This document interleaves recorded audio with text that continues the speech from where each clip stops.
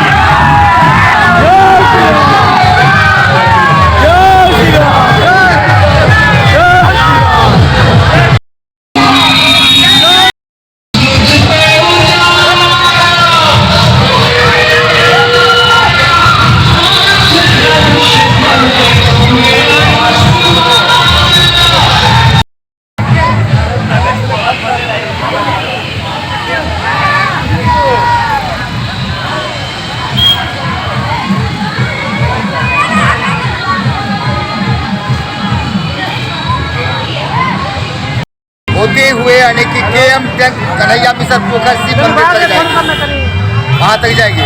क्या है आज? आज यानी कि भगवान हमारे अवध से मिथिलांचल में आ गए हैं, उनका आज प्राण प्रतिष्ठा है।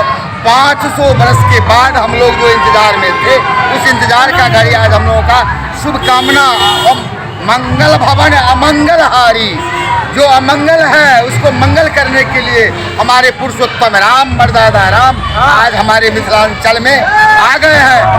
पंडासराय के भूतनाथ मंदिर से यह कार्यक्रम प्रारंभ होगा और KM टैंक माने कन्हैया मिशन पोखर शिव मंदिर पर जाकर ये इसका समापन होगा। हम लोग इनके, क्या नाम हुआ आपका? हमारा नाम हो गया कैलाशपति गिरी।